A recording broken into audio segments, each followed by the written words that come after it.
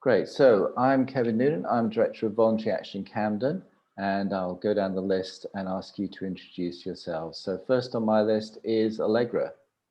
Hi everyone, I'm Allegra Lynch and I'm Chief Exec at Camden Carers Centre. Thanks. And next is Zubair. Hi, I'm Zubair. I work for Voluntary Action Camden on mental health projects. Thanks. Caroline Alouf. Hiya, I'm Caroline. Sorry I haven't got my video on. Yeah, all very complicated. I'm just to confuse matters, you're going to laugh, Kevin. Last time I was here and all the other times I'm here as Tricky Period, which I am. So it's a initiative, a period poverty initiative, predominantly for people experiencing homelessness. But I've also since started working for Street Storage. So again, that's around homelessness and storage. We have storage for people either rough sleeping or in temporary or difficult accommodation. So I've got a few hats on, but it's all part of the same, really. So hello, Sure. sorry, a little bit long. You're multitasking. Good. Yeah. Okay. Suzanne. Hi, I'm Suzanne and I'm co-founder of Startup School for Seniors. Great. Edward. Hi, I'm Edward Phoenix and I am Camden Disability Action's Community Inclusion Worker. Welcome, Edward. And Donna. Hello, I'm Donna from Voluntary Action Camden. Sorry, now I lost my voice. Okay, Julie. Hi, I'm Julie. I'm one of the volunteers at BAC. Great. Liz. Oh, Liz, you're muted. Oops. Hi, I'm Liz. I'm the head of volunteering and sport at Time to Spare. Great. Mandira. Hi, I'm Mandira. I'm working Voluntary Action Camden and I am Community Links Volunteer Coordinator. Great. Mamoto. Yes, Kevin. Sorry, I'm not on the picture. This is Hannah, Asian Women's Group, and I've got a Wi-Fi problem, so I'm not coming. My apology. Oh, well, it's good you've made it. Glad to see you, or glad to hear you, I should say.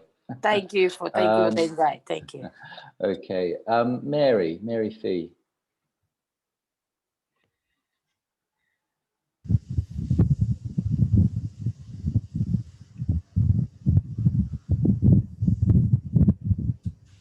Mary, I can't hear you. Diana, you're on my picture. Why don't you introduce yourself? Hi, I'm Diana. I think, sorry, it's a bit late because I assumed I had the Zoom link, but I'm from Summerstown Space. I think I might know one or two people, Mamoto, and I believe I'm presenting a little bit later. Yes, we hope to hear from you. So welcome. Thanks for coming. Sharon. Hi everybody, I'm Sharon, Operations Manager for Castlehaven Community Association. Great. And Nazrin. Hi everyone, I'm from Voluntary Action Camden and I work on the Care Navigation and Social Prescribing project. Tilly. Hi everyone, I'm Tilly. I'm the Volunteer and Outreach Coordinator at North London Cares. Great, okay. And Gemma, I presume that's you. I've got Women and Health, but I think it's you.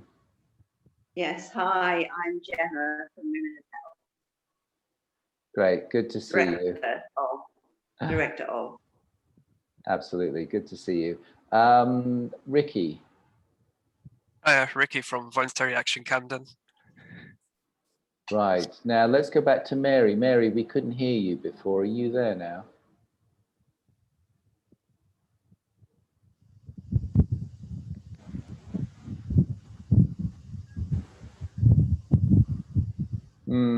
Mary, we'll if we're not hearing you, so let's come back to you at some point when you get your connection fixed. I can see you're there.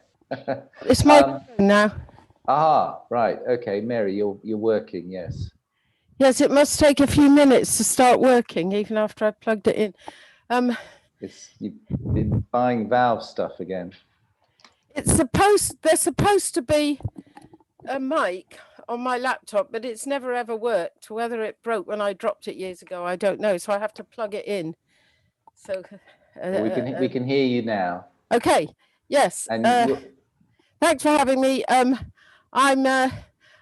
try to look after Let's schemes, and there's one in Camden called Camden Let's, and it's not doing much at the moment, but here's hoping.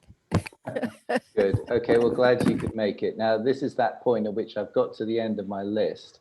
So if I have missed anyone out, now is the time to sort of wave furiously. No, amazing. It looks like I've got everyone. Hello, I'm Natasha, social prescriber for AGK Camden. Sorry, Natasha. There's problem. always one I miss out. I blame it on the technology. Great. So we've got some updates, and I know some people have already let us know that they've got updates to give. So let me just sort out a running order. I know we've got Allegra and Liz from Time to Spare. Diana, you're going to give us a quick update. Suzanne, are you doing an update? Yes. Now, anyone else? Trisha, are you? Trisha, welcome. You've just arrived at the point. We've just done intros, and do you want to just say hello? Hello, everybody. Sorry I'm late. My name's Trisha Richards. I'm the CEO at the Castlehaven Community Association.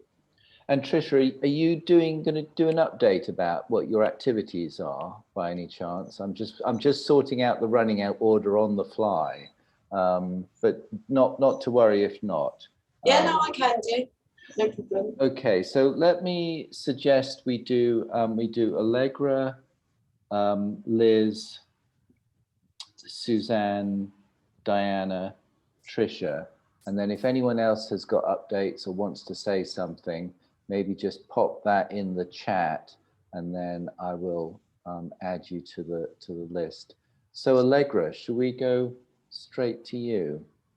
Yeah, great. Can everyone hear me and can everyone see some slides? Yes. Yeah. Excellent. Good. Lovely. Thank you. And first of all, I want to just thank Kevin and BAC for asking me to sort of have a think about this, our plans, our learning and the challenges over the last year. So I just wanted to start off, as I always do and should, by reminding people who we are and who we support. So we are Camden Carers. We support unpaid carers in Camden, and a carer is, as it says on the screen, any person who provides unpaid support to either a partner, a child, a relative or friend who couldn't manage to live independently or whose health and well-being would deteriorate without that help. And that can be due to a number of reasons: frailty, disability, serious health condition, mental health, or substance abuse.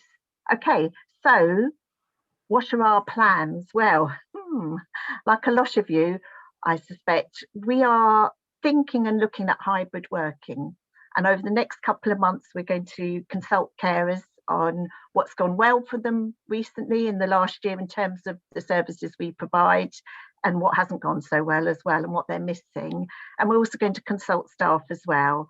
At the moment, we have about 10 staff out of 28 who are coming back into our premises. So we need to really hear what the views of carers are. We're a carers-led organisation, so we'll be led by what carers want, but we also want to hear what our staff have enjoyed or not enjoyed about working from home.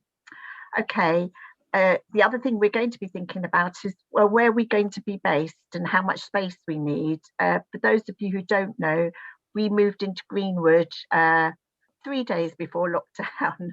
So we had a lovely new office up at Greenwood, lots of space, a beautiful balcony. We were all really, really excited about it. And yeah, 3 days later, the country went into lockdown. So that has been a big challenge for us. So, you know, but we are thinking now, will we need as much space, etc. And I'm sure others of you are thinking the sort of similar type of things.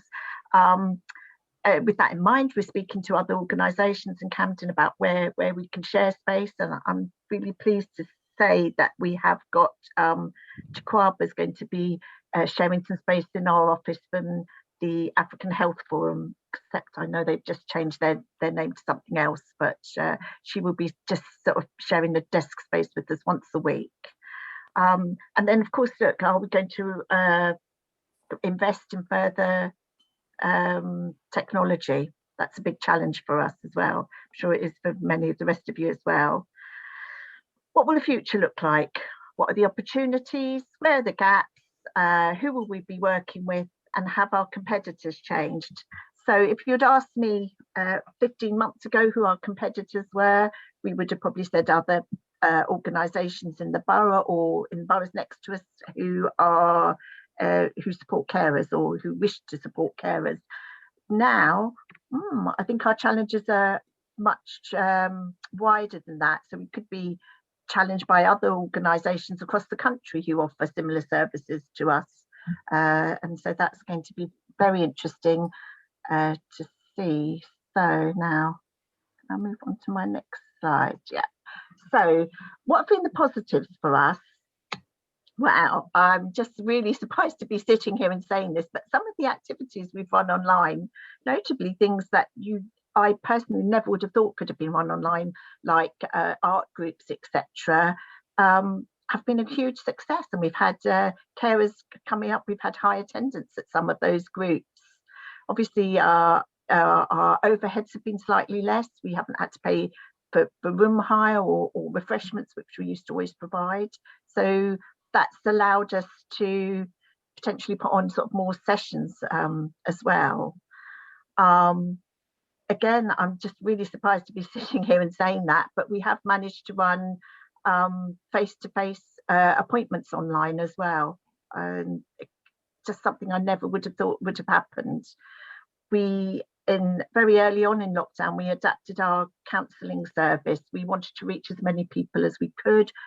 We knew that those carers we were talking to were really, really stressed. So we kind of, in order to grow our offer, we made our sessions less. So we used to always offer 12 sessions. So we started offering 6 sessions. And in fact, we're going to keep that going, because what we find is that offering 6 sessions is working well. And if people need more, we offer more. But often people don't always want more. So that's something we're kind of keeping on. Again, I go back to carers have been able to attend activities that they couldn't before for a number of reasons. And they've also been able to attend activities run by other carer centres across London and across the country. So that's kind of really interesting. Kevin, am I okay for time? I was just going to say, if you could do just another couple of minutes, that would be ideal. Lovely. Okay, so I suppose it might just be good to talk about some of the challenges there have been for staff. And I can send the slides around if people are interested. I think, like a lot of you, isolation, the lack of shared breaks, issues with technology, that's always great fun. Confidentiality, I think for staff offering those one-to-one sort of sessions, it's finding that safe space at home to be able to do that. And this kind of flip side to that is bringing those challenges into your own home. So if you've got somebody very distressed, as we often have on the phone, that's quite traumatic, bringing that into your own sort of personal space. Staying connected with colleagues, and staying connected to Camden. I just think that's so important. I'm very worried that will be lost. What else shall I do? I think what's been successful, look, having lots of people been able to attend groups that they couldn't before. We've interviewed and taken on 6 new staff. I mean, unbelievable, really. Interviewed people on Zoom and taken them on. We've started a new group, the Black Carers Collective. As I said, we have adapted our counselling service. We've introduced things like wellbeing hour for staff. So I just think, you know, like the rest of you probably, there have been some enormous challenges and some enormous benefits. And on that note, I will stop, but I could talk a lot more about it if you wish me to. That's great, Allegra. Thanks for that. And that's really sort of given us a good start. What I was going to propose, if that's okay with everyone, is to sort of whiz through these updates and then have a bit of time for discussion at the end. So unless anyone's got a really burning question for Allegra, maybe we sort of keep that for a discussion at the end. So next up on the list was Liz. Liz, I don't know, do you have a presentation? Do you need me to? Yeah, if I could share my screen, I think that would be useful. Sure. Let me make you co-host. Thank you.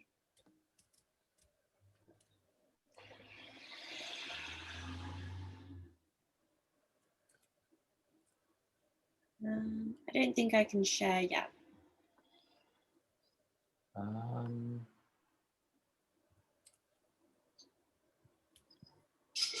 Did that work?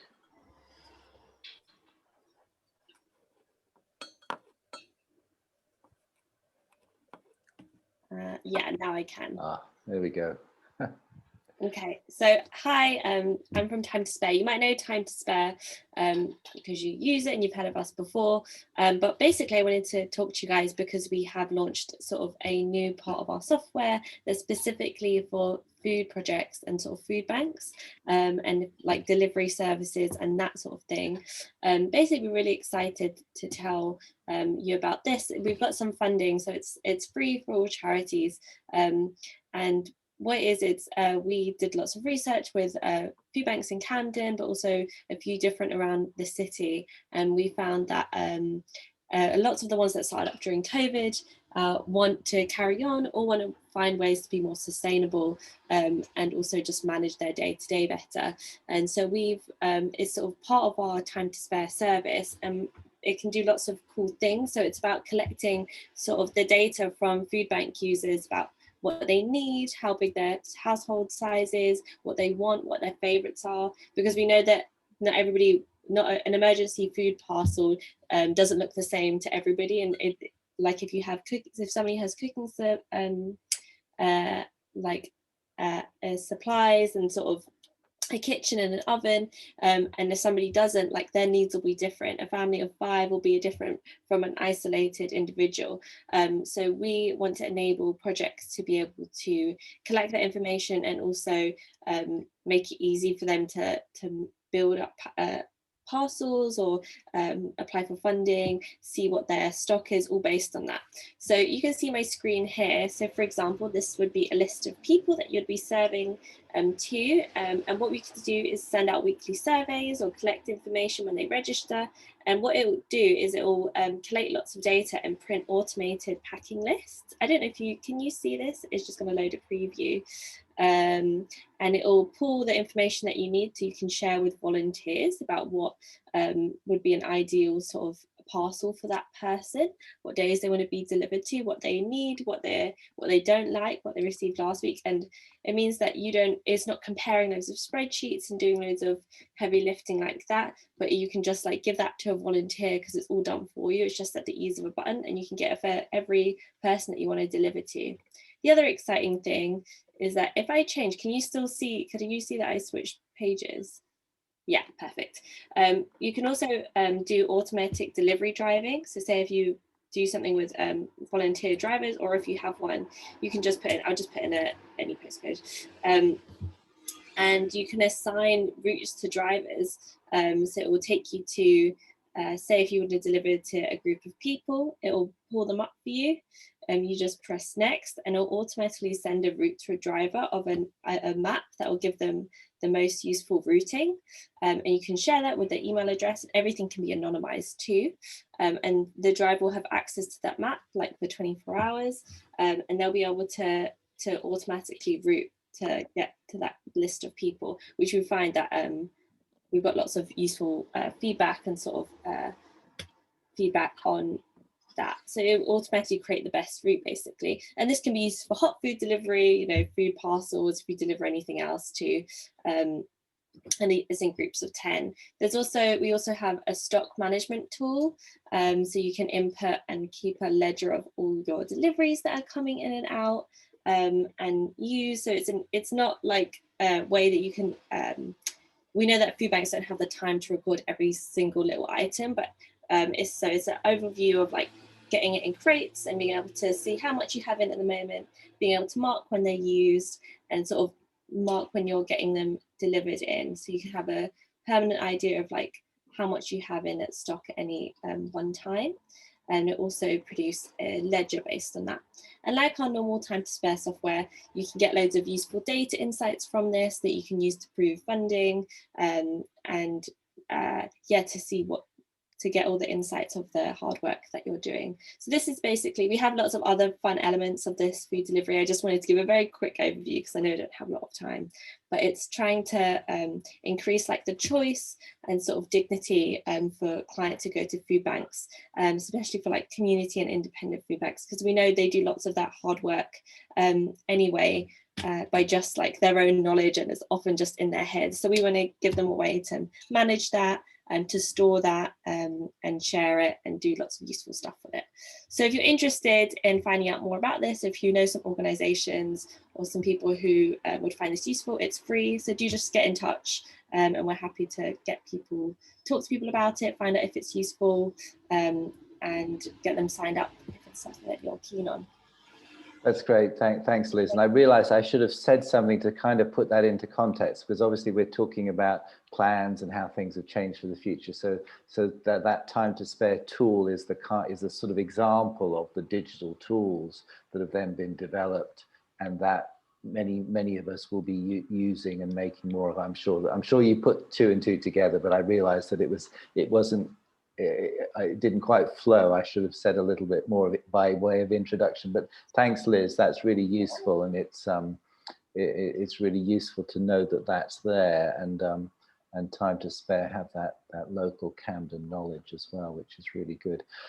Great. So moving on, Suzanne, do you want to tell us a little bit about your update and plans? You're on mute. Can you enable screen sharing? Sure. No. Thank you.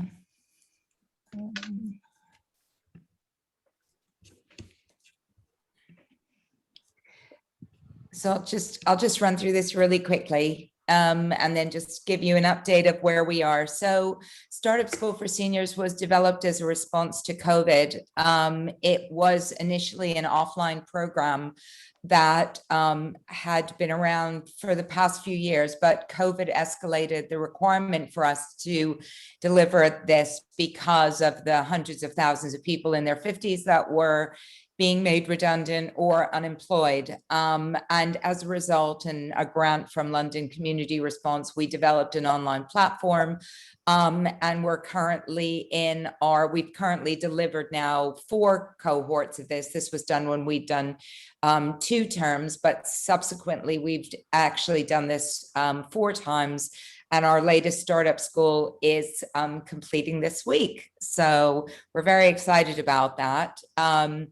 It's an 8-week, 8-session program. It takes place completely online, and we developed over 25 hours of pre-recorded video content that's delivered to participants as and when they need to access the material. So what we know is, of course, that many people over 50 are informal carers, and they need the sort of flexibility that a program like this provides for them. 30% of our cohort goes on to make money by the end of the course, and importantly, they become more confident, more resilient, and often re-engage with employment, full-time employment, as a result of actually attending the course and just building up their confidence through it. So, as I said, it's an 8-week program. So just to kind of keep you up to speed with where we are, the last time that I attended the meeting, we were struggling around funding and were transitioning into providing this as a paid-for program for participants, which was a huge shift for us because we had delivered it for free on behalf of local authorities. Subsequently, 5 days before our program was meant to start again, our new term, we received funding from Ealing Council, which was actually as a result of GLA, ESFA, and Ealing Council funding, which meant that we were able to offer the program to participants and learners throughout the UK. And we managed to enroll in 5 days, 60 people onto the course, which was frankly soul destroying and very stressful. But I'm happy to say that they've now come through and we're seeing some great results. As a result, we've now been recommissioned by Ealing to run the program again, starting in September. And Hammersmith and Fulham, whom we had delivered for previously, have also recommissioned us to deliver the program for them. And the learners are people that can be throughout the UK. So I would really welcome the opportunity to work with anybody who has, who works with beneficiaries who are age 50 plus and you think would benefit from being on a program such as ours, helping people to consider self-employment as a possible employment option, or who potentially have an idea around starting a business but don't really know where to start. So yeah, that's us. As I said, we started, the next program starts on the 10th of September. So we are actually taking people now, and it's startupschoolforseniors.com. That's great. Thanks, Suzanne. And that really just emphasizes that the going online really sort of breaks down any kind of geographical connections. You know, there's pros and cons to that. So for some organizations, you can really take advantage of the lack of being tethered to a single place. Whereas I guess for carers, it's a very different matter when you're really embedded in an area. So really interesting contrast there. So thanks Suzanne. So let's move on. And Diana, tell us what's happening in Summerstown.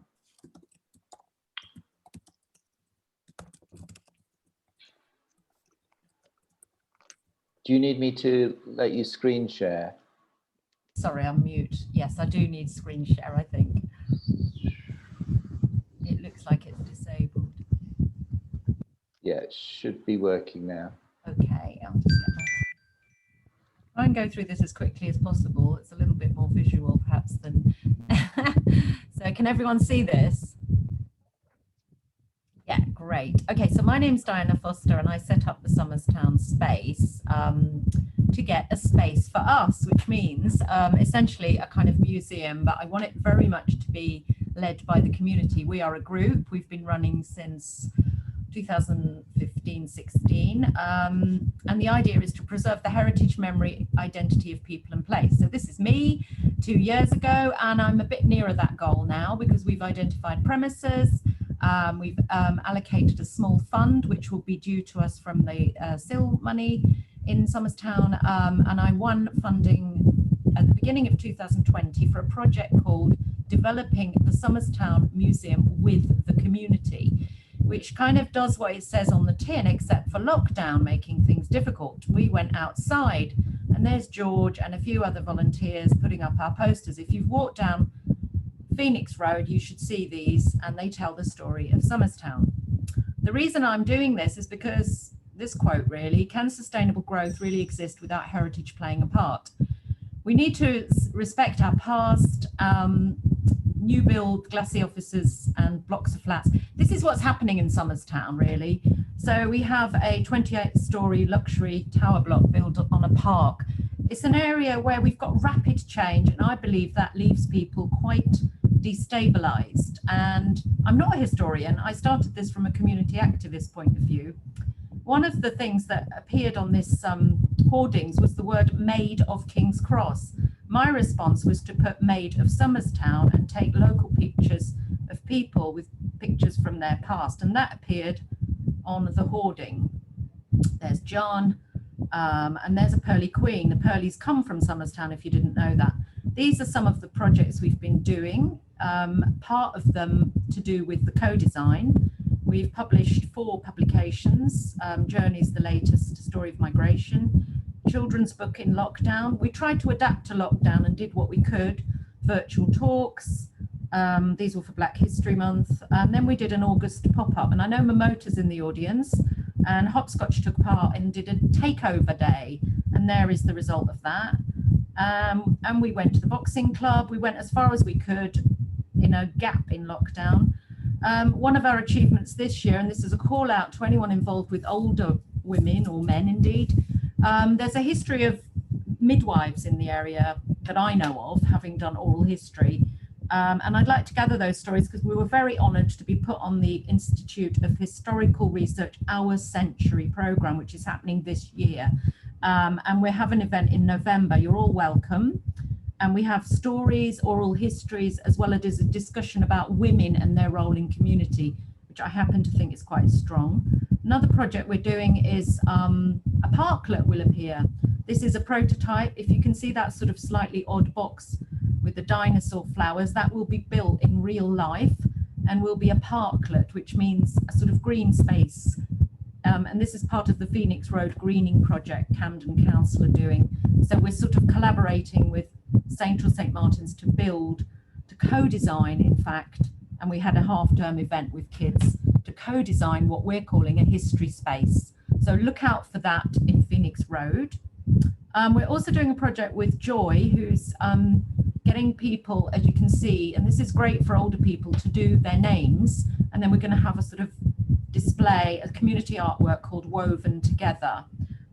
You can see us on the 5th of August. There's a play day. This is part of the greening consultation, but Joy will be there, as well as a number of other people. And that's it, really. That's my, I've gone through that rapidly, haven't I? That was very good. That was very quick. Thanks, Diana. Very interesting. I'm looking for anyone who wants to get involved. Please contact me below, and volunteers are always welcome.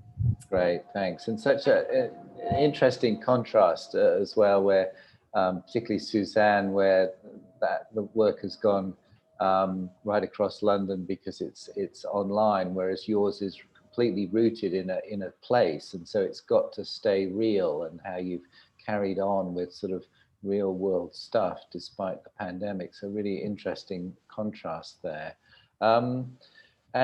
So thanks for that, and let's go on to Tricia. Do you want to tell us what Castlehaven is up to for the future? Because I know apologies, I don't have. Sorry, yeah, I haven't had time to do a presentation as such. So there's a whole load of notes down here. So I'm going to read a few notes through.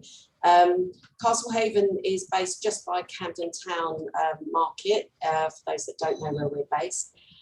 We've been here 36 years, long time, and the last 2 years I took over as CEO in 2019. So the last 2 years have been a very interesting period, particularly the pandemic year, or 16 months. But what we've done in that space of time, challenges like most places, having to work from home, making sure that our communities are still engaged whilst we're working from home, and that our staff are safe and their mental health and well-being is being looked at. We have during that period also set up a food bank, an emergency food bank, which is still going, The numbers luckily are going down, and we've had some fantastic results with our food bank, working in partnership with Camden Council very closely, as well as many different food providers, particularly the Felix Project and many local businesses. We also had an increase in funding from local campaigns around the food bank, and have helped thousands of people within the Camden Town and Primrose Hill area. We're also working with the council regarding refugee camp, well not camp, hostels, which are on Chalk Farm Road. And I don't know if everybody saw in the papers today that there are more and more people coming across the channel at a rapid speed. And we've been informed that there's a hostel on Chalk Farm Road that actually will have up to 90 families going through. So they've been informed about cost payments, and we've been working with them quite closely over the next few months, possibly into next year. We, as a community association, provide many other services. We have an older people's project called Age Activity that works with just over 300 older people. During the pandemic, we not only did we do phone calls to every single individual person, we continued to do that throughout the pandemic, and they still do phone some people that are still too worried or isolated to come out of their homes.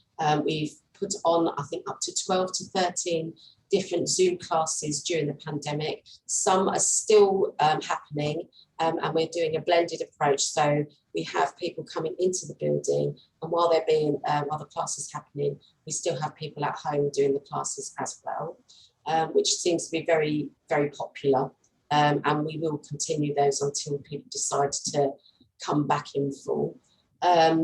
We also have, and those types, we've also had walks and other sessions happen within our community space, local walks, because we have noticed quite a rapid deterioration with older people due to being housebound and not being able to get out as regularly as they once were, including their mental health and their well-being, but physically. So our walks have been slow-paced and local, and we will be extending those out further afield as time goes on and their fitness levels pick up. We also have our environmental project, which has gone from strength to strength. During the pandemic, it's been amazing that we've been able to offer an outdoor space to loads of local people to walk their dogs, over their children, and also just to sit and relax within our spaces. And our volunteer numbers have gone through the roof with our environmental project, and we're always looking for volunteers. Our 4 acre site is only managed by a part-time worker and a full-time engagement officer. So the rest of the gardening and the rest grass cutting is all done by volunteers who have been phenomenal during the pandemic and still continue to do so. We have our, so I'm just thinking, within, we also have our youth project and our after school project. During the pandemic, for reasons, I'm sure that engagement with young people was very difficult because they were on screens during the day, and the last thing they wanted to do at the end of the school day was get on a screen again and do stuff that could possibly not be what they're interested in at that particular time. We did send out packs. We worked in closely with Maths on Toast, who organised maths bags with lots of tools and resources for local families. We also did toy pickups as well. We had notepads and things that kids could come down and get, colouring in books, etc., just for extra stuff for children to do. But we did continue to do classes. So we had karate online, we had drama online, we also had we didn't do, I think, chess as well online. But since the lockdown was lifted, they're all starting to come back into the building, and our sports sessions, so our sports pitch is now open. They're able to access that very much so, and the numbers are going through the roof because obviously they couldn't get out and kick a ball around as easily as they can now. So our football pitch is highly used. and we have all our sessions between the 4 and 6 time slot for our Activate project are completely free. And that's for the ages of children between 8 and 13. And we're also been putting on some free summer scheme that we're currently just patching together.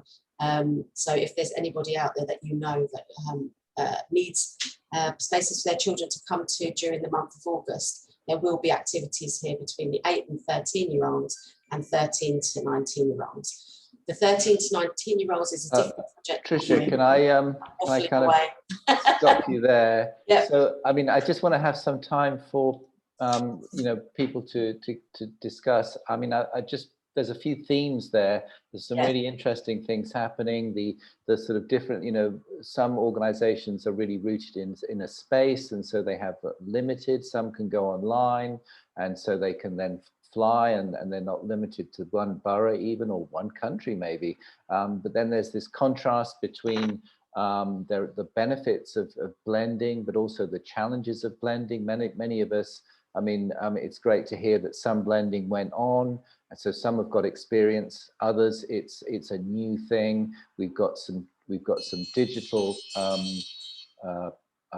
tools like Liz was talking about from Time to Spare. We've got challenges of costs as well. I mean, I think some of you have alluded to that. If we're still social distancing, or if people, because obviously all of the lifting is it's still subject to our own risk assessments. And if all the people you're bringing in are vulnerable, then you can't just simply ignore social distancing. So if your room holds fewer people, do you charge more, or can you still charge the same?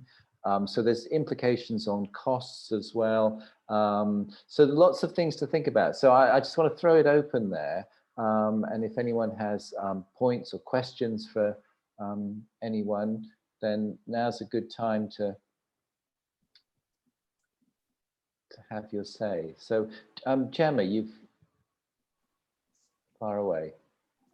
Yes, well, we've changed almost nothing since the restrictions were lifted.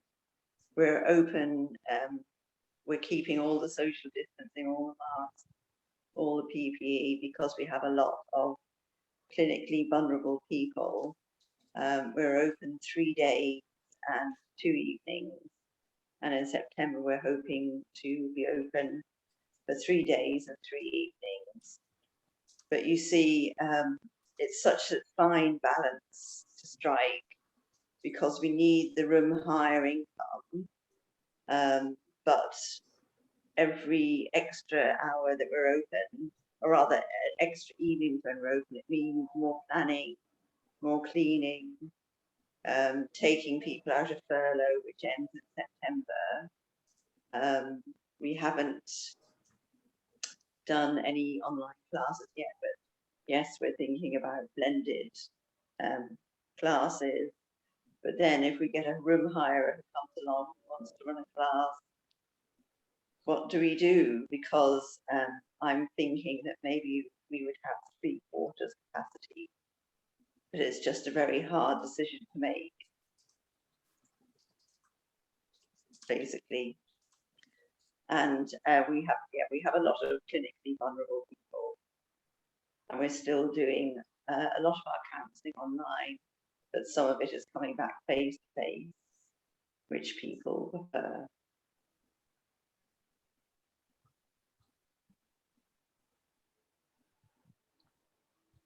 No, that's interesting, Gemma. That's some interesting dilemmas there. And so yes, you've got that. That's the classic example. Lockdown has ended, but you have clinically vulnerable people, so you still have your risk assessment, and that will be the same for many of us, and definitely for Greenwood, where VAC has now got a couple of desks. So that's something else to bear in mind, and it affects income. Anyone else got any questions or points they want to make? Yeah. Thanks. Can I jump in? Yeah. One of the things I'm worried about is, and it's just interesting to hear people that are really sort of grounded locally, is how are we not going to lose that local connection? It's so important, but while still taking advantage of all the sort of national connections we can do. So, you know, a lot of our staff are local people, but as we advertising, and if we continue to do sessions online and etc., does it matter so much? I'm just interested to hear other people's views. I mean, personally, I would hate us to lose that local connection. I hope VAC will keep us kind of grounded in that. But then there are also opportunities. We put on a concert at Christmas hosted by the wonderful Songhaven, who sometimes come to these meetings. And there was somebody from, I think, Mexico or something had joined us. So, you know, that was lovely. I suppose it's just a challenge, and you know, don't know what people's thoughts are on that.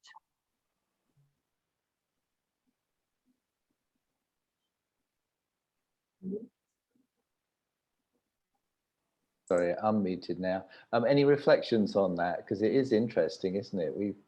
We've had, you know, we've had calls to some of our VAC from Scotland and other places. I know this happens, doesn't it now? And people can join in and find the Zoom link, and yeah, it's interesting. Caroline.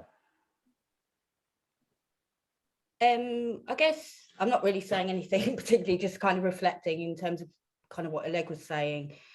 I think one of the things is actually keep reflecting about that, because I think there is a risk that whilst there are, those great benefits of, and you can say, well, actually our numbers have gone up because we're online and suddenly there's millions of people come to our group, but we still must never get away from the fact that face-to-face or that local is so important, matters so much. That, and I suppose there's a bit of a fear as well, because from organizational point of view, there might also be those gains of, you know, less overheads, less whatever. And I think there's going to be a big challenge across the country, across the world at the moment, around encouraging people to come back to their workplaces, not just for fear of COVID, but because they've become very used to that. And I mean, we see it from the extreme, well, in some ways from the extreme end, where we've seen throughout COVID and throughout the lockdown, where we've had to be out on the streets day in, day out, where, you know, and everything was shut down and there was no, you know, and that lack of just having that connection with people, of having that physical knowing someone cares about you, that you're not this anonymous thing. And we all know, we've all been very blessed to be able to use the screen, use the whatever, it's kept us connected. But even with that, you can't compare it. And, you know, so I think for me, there has to, we kind of need to constantly be reflecting, reminding ourselves of that, because I think otherwise there is a real risk of people being seriously isolated, even if they do have access to technology. Yeah, I think that's a really good point, and that drawing people back in, I think that's where the hyperlocal is an advantage, because I know from, you know, my own experience, I think people are still quite nervous. They're nervous about going out, they're nervous about public transport, and if you can just pop round the corner, I think you have a much better chance of getting people to come out and engage. And so that's a big plus for the hyperlocal organization that's on your doorstep, I think. Donna, you've got your hand up. Yeah, I was just going to say something about that national local kind of tension, really, and that's happening across the board, not just because of the digital stuff. I think VAC are involved in, if some of you already know, involved in a program called Thriving Communities with the National Academy of Social Prescribing, and that program is obviously we have lots of local sort of leads for that program across the voluntary sector and across the country, because social prescribing happens at a very localized level. And the program is to look at the development of activities for social prescribing. And what the National Academy have done is brought in all these big national partners. So we've got the Arts Council, Sport England, Natural England, Historic England, so who are looking at developing activities, but they have no connections with local social prescribing. So what we're trying to do is connect those national organizations with all their resources to local initiatives. So they don't come in and try and reinvent the wheel, but instead they add capacity to things that are happening and bring their resources and know-how with them.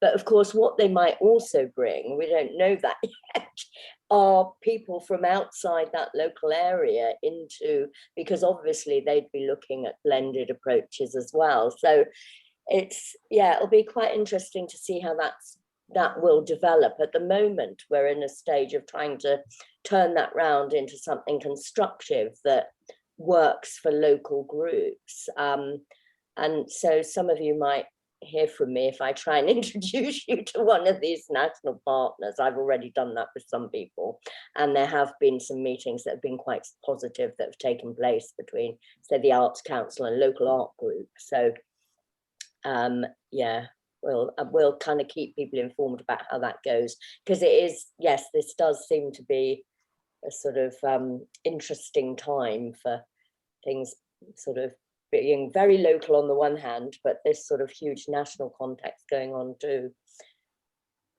Great, thanks for that, Donna. That is an interesting point as well, that the nationals may be increasingly interested in local. So it's another aspect of how things have changed because of, well, the impact of digital. I think, anyone else got any other points? I am really interested in this. You know, we've spent a lot of time getting people online. I know that's, you know, it's been a huge effort during the pandemic, but now we have to turn it on its head and now get people to come back out. So I think that will be the next thing where we're sort of swapping tips and ideas. So I think that's maybe early days yet. But, oh, Mary, you've got your hand up. Yes, I originally said I could tell you something about a local event, but I'll just come in on what you were saying about national and local. I was wondering, Kevin, yeah, because I have dipped into voluntary action, the equivalent type of organisations in different boroughs in London, for the same reason that I'm in here, because of the Camden Lets. And most of the Let's groups folded in London, but there was a few surviving ones. And so I sort of dutifully sign up to the local council and see if I can get some support. The answer is nearly always absolutely no support whatsoever, but it's given me a look in to see how these voluntary action, hang on a sec, oh dear, I'm trying to stop a call. Right, okay, somebody tried to call me, I stopped them. It's different. Voluntary action councils are different everywhere. There's no common way to do it. And in fact, in at least 2 boroughs in London, they seem to have 2 kind of voluntary action councils. And one of them seems to sort of snuggle up to the local authority. And the other one seems to more like a community network. And I can't figure out, you know, why you need 2. Well, I mean, I suppose I've said why you need 2. But do you have any sort of national organization of voluntary action councils where you sort of help each other figure out how to do it? That's the question. Okay, it's an interesting one, Mary, and you kind of pressing one of my buttons, because we could be here for another couple of hours, because I could talk about this for a very long time. And I think the short answer is yes, we have a national body called NAVCA, used to be called NACVS, used to be specifically, and it does have standards, and it does set out what a CVS can do. And I think the problem is, Mary, the short answer is that there is no national funding. And although the network's been around for over 100 years, without national funding, the result is that people have to chase what funding they can, and sometimes councils very unhelpfully split the contract up, and you'll have 2 or maybe 3 organizations bidding for bits of what is one CVS contract, and then the functions get spread around different organizations. So I think we're slightly off topic, but I can really talk about this for a very long time. Yeah, the same thing applies to me trying to help with Let's. That yeah, well, Let's. I didn't inherit any sort of really live network, and no, well, you know, should I be doing that? Yeah, we should have a conversation outside of this, because it's not quite on topic, but it is a fascinating one to me anyway, as the director of the CVS. But yeah, let's catch up afterwards. But the other thing I just wanted to mention, which I'm baffled about, because nobody here is representing them. I got a newsletter from this transition Kentish town, and I turned up to something which was described as a food giveaway feast and a food feast, and I dutifully informed the Camden Let's members. Nobody turned up, and when I turned up there, they were getting rid of some bent baked beans tins and things like that, and I thought, okay, fair enough, they want to get rid of these things to avoid wastage. And suddenly they came out with all these lovely meals that they prepared in this big kitchen at number 19 for refugees. And we were being given a sample of what they're doing. And I had to go into the kitchen and ask the cooks, what's going on here? And they said, we cook these meals. They go out in vans to all the different tube stations in Kentish Town, and we're giving food to the refugees. I never heard anything about that. And then surprisingly, we sat down and it was tipping down with rain, and luckily they put up this gazebo and there was this brilliant concert, but only a handful of people were there. Nobody knew about it, or it wasn't described what it was, a lovely evening's entertainment. And it's where are the communications? Anyway, that's what I wanted to say. Okay, Mary. Well, I think really nice. You've touched on some interesting ideas, and maybe Tricia would like to know about meals for refugees. Sounds good. But I think that's all about communication, isn't it? We're slightly out of time, but Suzanne, you've got your hand up. Have you got a quick final point, and then we'll have to wind up, I think. Yeah. I mean, it was really what we noticed with online, and I don't know if anybody else noticed it as well, is that there was a seasonality to people's enthusiasm for being online. And at the beginning of lockdown, people were incredibly enthusiastic, and we had loads of people on our kind of exploration weekly calls on Zoom. But the most recent time, especially as the weather's changed, we found that people really do want to be outside. And so less people have come on, less people have engaged.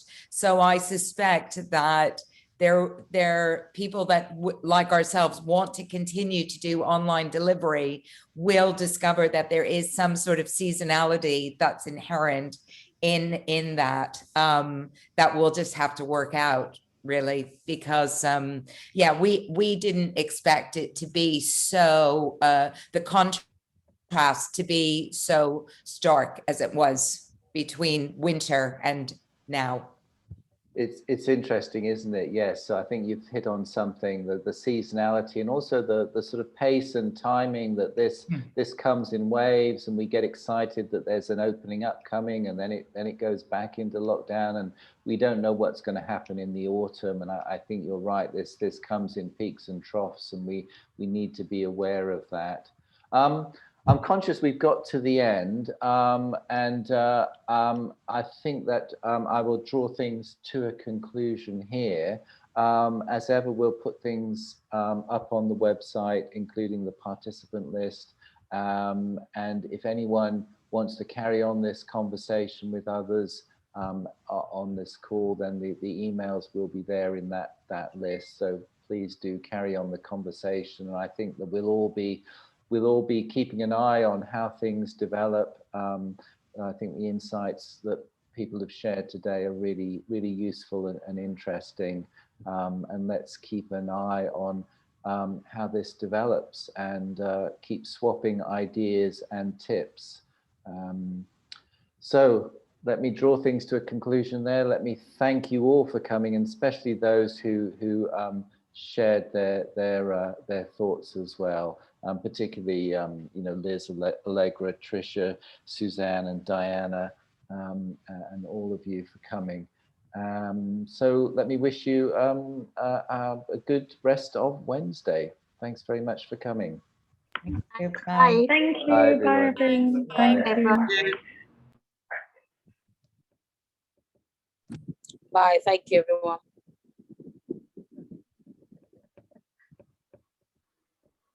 I'll go then. Okay, bye. Bye.